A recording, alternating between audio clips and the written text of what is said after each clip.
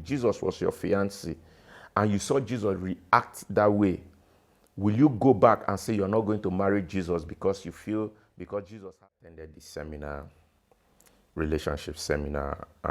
It was in a church. So my church organized a relationship seminar where they were counseling about relationship. And while they were counseling them, they were trying to tell them about things that they can avoid before marriage or things that they can look out for during marriage. And one of the speakers talked about anger. And he was trying to say that you should not marry somebody who you don't know what their anger look like and how they react whenever they are angry. You know, I believe that to a certain extent because you don't want to marry somebody who you don't know what it's like when you get on their nerves. You don't want to get married to somebody that you don't know what it's like for them to be angry. But in the other hand, too, I kind of objected in the way he handled it because he started to talk to the audience about testing the person's anger. Say, test the person to see how they react. You know, get on the person's in other words, get on the person's last nerves to see how they react. You see, the thing you have to learn about anger is that when you provoke people, when you provoke somebody, you really cannot tell how they will react because their reaction is based on the level of provocation. There is this popular saying in Nigeria that we say that, you know, if you push me, tell me where to fall. You know, you cannot push somebody and determine how they are going to fall or the way they are going to fall. So it is about anger. When you try to test people's anger and say, no, let me test this person's anger and let me see how the person is going to react, you know, you really cannot tell how the person is going to react, you know, because you don't know what you're stirring up inside of the person. Anger is not something you can measure. You cannot measure people's anger because people react on the level of the offense. Yeah, let me put it that way. On the level of the offense. Now, before I even go into any further details, let's take an example from Jesus Christ. The Bible says that Jesus came into the temple and saw the people, you know, buying and selling. The money changers, they were doing their thing in the temple. Gamblers were everywhere in the temple. And Jesus took a whip and he began to whip them. He began to flog them. That was anger. That was anger. And yet he is the Lamb. And yet he is cool. Yet he is humble. But when he got into the temple and saw what they had turned his father's house to be, he was so angry that he took a whip and he began to whip them. He began to scold at them. It is written, my house shall be called a house of prayer, but you have turned it to a den of thieves, to a den of robbers. He whipped the people and drove them out of his father's house. That was anger displayed right there.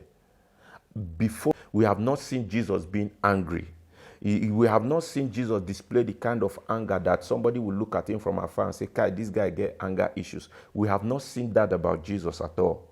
We have always seen the master that cares. We have always seen the master that was going around doing miracles. But when he came to the house of his father and saw what they have turned the house into, we saw another side of Jesus that we have not seen before. So if Jesus was your boyfriend or your fiancé, as the case may be, if Jesus was your fiancé and you saw Jesus react that way, will you go back and say you're not going to marry Jesus because Jesus has anger issues? Those are things that we need to ask ourselves. The moment you get into a relationship with somebody, find a way to be their peace. I am not saying that you should not take some things into cognizance. Everybody has something inside of them. There is anger. God created us normally with anger. Anger is part of our design. That is why the Bible says that be ye angry and sin not. So even when you are angry, God looks at your anger and God judges us based on our level of reaction. And so you don't expect me not to shout. You don't expect me not to react when you're hurting me, when you're doing things that are hurting me, and you expect me to be calm and quiet just because I don't want to disappoint you, or just because I don't want you to see me a certain kind of way. So I feel that this whole thing of let me test his anger and see how he's going to react. Let me see if he's somebody that has anger issues. I feel like it is not necessary. I feel like it is not necessary because a lot of times we have left good, we have turned our backs on good people because we saw them reacting to a certain situation, and then we begin to, conclude, or we draw a conclusion and begin to tell ourselves that this person a bad person, this person this is the kind of person, this person, I cannot do anything with this kind of person. But you don't know what led to that anger. So the person should be cool when you're doing things that is hurting them. They should be cool and watch you because they don't want to disappoint you. When you come into somebody's life, you look for a way to be the person's peace. Look for a way to be the person's peace. That should be your utmost priority. Not to be doing things and telling them, I was just testing you to see how you will react, to see if you really love me. My God, how can you be testing people like that? How can you be testing people? I was just doing this to see whether you love me. I was just testing you to see whether you love me.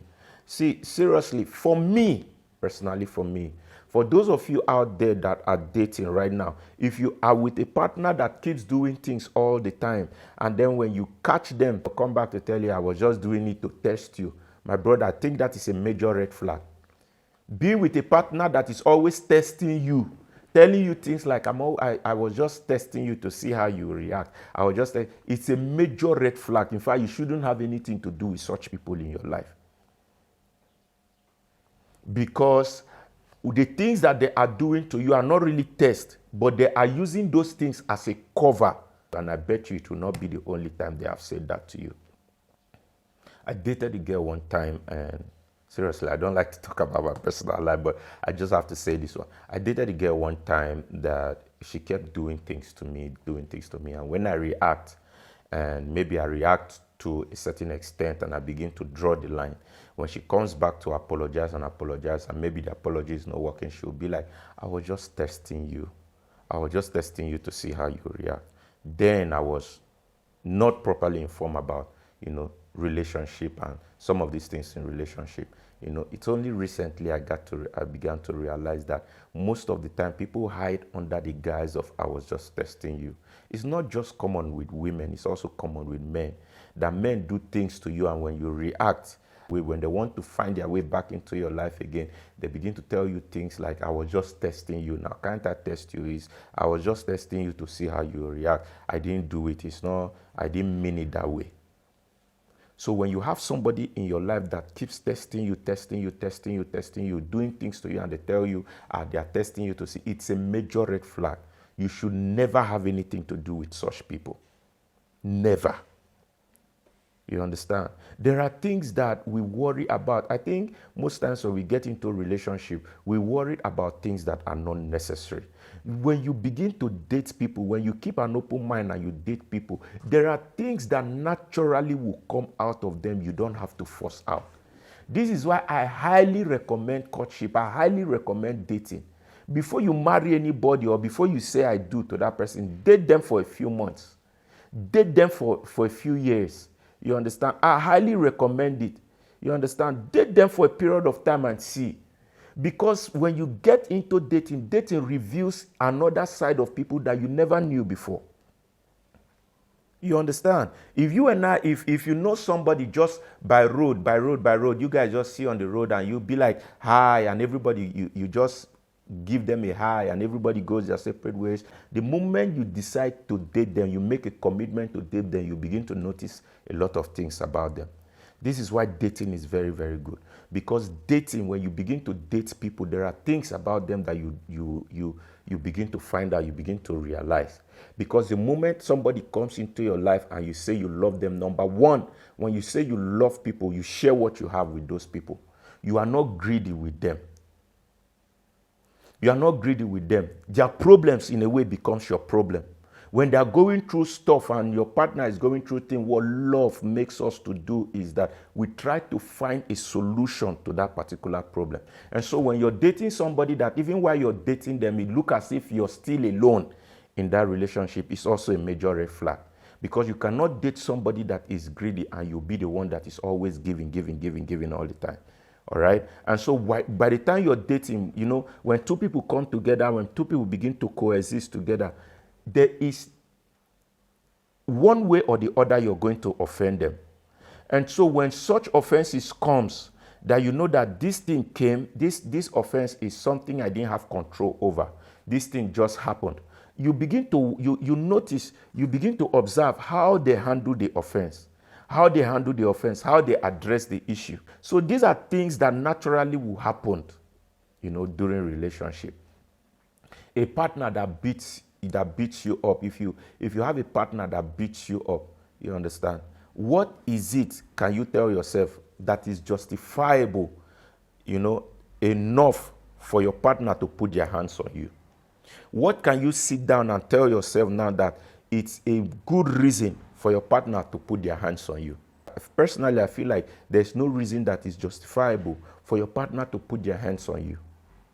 And so if you have somebody in your life, or you're dating somebody that can get angry to the point that they can put their hands on you, it's a major red flag.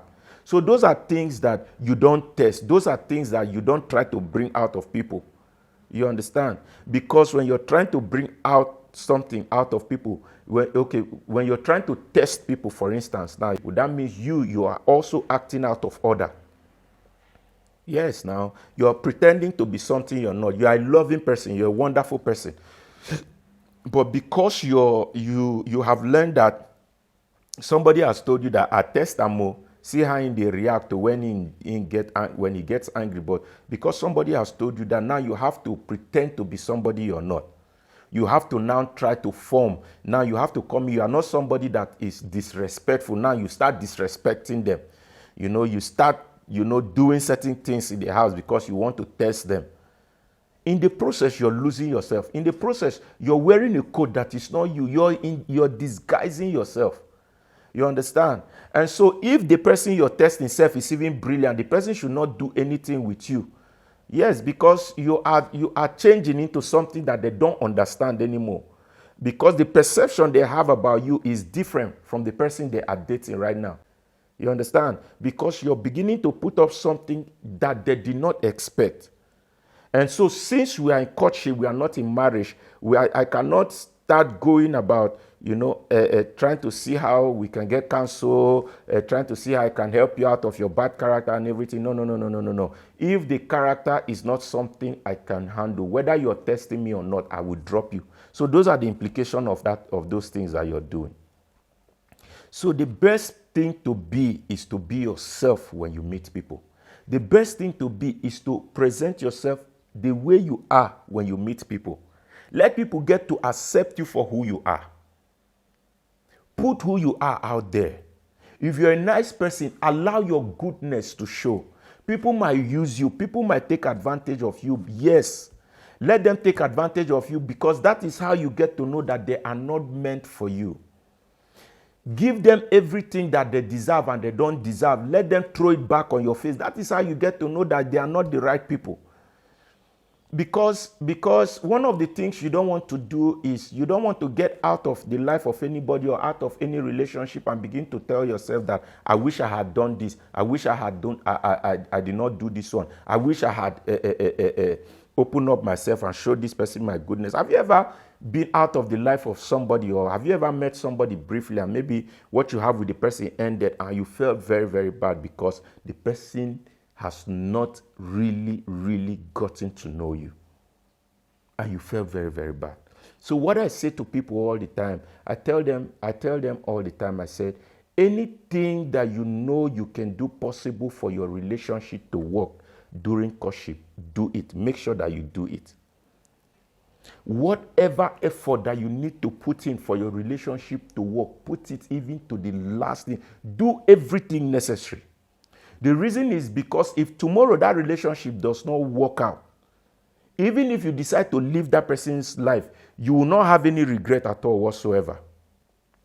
You will not have any regret. You will live with the contentment that I did everything I could for the relationship to work and it did not work. That is going to give you more peace of mind. That is the only way you will get to appreciate the next place that you are. Where I'm coming from, I did all of this thing and it did not work. Here I am, this place I am now is far, far much better, because the things I used to do in my former relationship that they didn't, that the person, that my partner did not appreciate before, now I'm doing it here and this person is appreciating it. So when you are in a relationship, I tell people all the time, whatsoever that you think you can do that is within your power to do for the relationship to work, do it.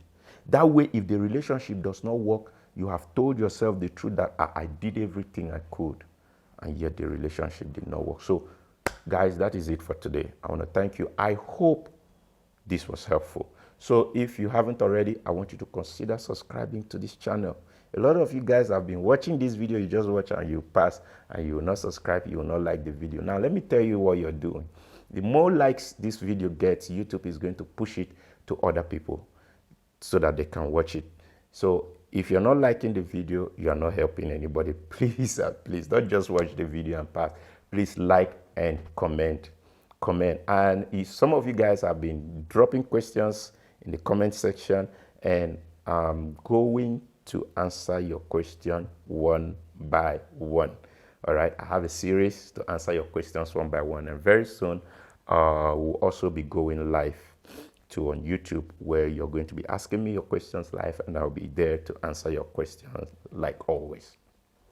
All right, so like you guys know, I'm a photographer. This is what I like to do when I am not behind the camera. I like to talk about relationship a whole lot, because I feel like when I talk about relationship, I feel like I'm helping people. So I want to thank you guys for watching, and I'll see you guys in the next one.